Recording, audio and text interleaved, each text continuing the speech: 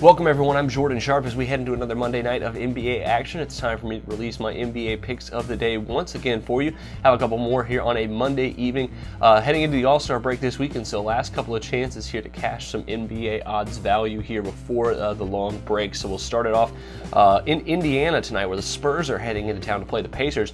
Both teams coming off of back-to-back games last night. The Spurs, of course, lost to Toronto 82-87 in Toronto, whereas the Pacers squeezed out a comeback win against the Charlotte Hornets 103-102. Now the Pacers come in as a +5 home underdog, but the information that we don't have is how many, if any, Spurs starters are going to sit in this game coming off of the back-to-back and heading into the All-Star break. I think the Spurs play one more game here before the All-Star break, so there's that to take into account as well. But I think that Greg Popovich, after a very hard-fought game where Tim Duncan and Tony Parker both played more than 30 minutes, I think one of those two guys could possibly see the pine here in this game. And if that's the case, the Pacers +5 look pretty good coming into this matchup. Pacers are actually 7-5 against the spread this season, coming off back-to-back. They've been playing a lot better here recently as well, with the return of George Hill, who I think will play a big part in this game. Former Spur, of course, who was traded to the Pacers for Kawhi Leonard.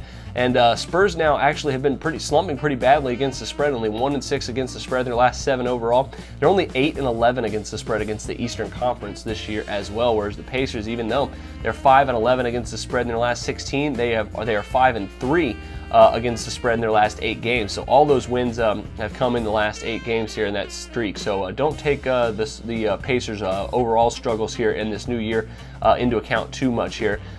Spurs also 1-6-1 against the spread in their last 8 games as favorites here. So I think Pacers +5 with the potential of the Spurs resting some guys, I think is pretty good here.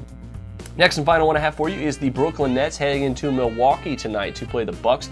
Bucks come in as a 4.5-point favorite in this one, total of 193 points. And after watching the Brooklyn Nets just get absolutely obliterated by the Washington Wizards live in DC the other night, I cannot see a way where I can't can't lay the points here with Milwaukee at -4.5. 3 of the last 8 games for the Brooklyn Nets, they've been blown out by 35 points or more. Most teams don't get blown out by that much more than 2 or 3 times in an entire season. The Nets have done it in 3 of their last 8 games. And against a Bucks team that wants to head into the All-Star break likely with some momentum, I can see them completely obliterating Jason Kidd's old team here. Like I said, I just watched them. They looked atrocious on offense. They really don't have anything outside of Brook Lopez and a little bit of Jarrett Jack, even though Darren Williams is back.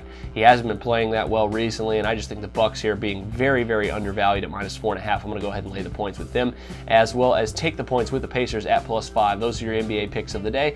Best of luck to you on those two, and I'll see you back here tomorrow. But until then, I'm Jordan Sharp, and this has been another edition of the Sharp Pick.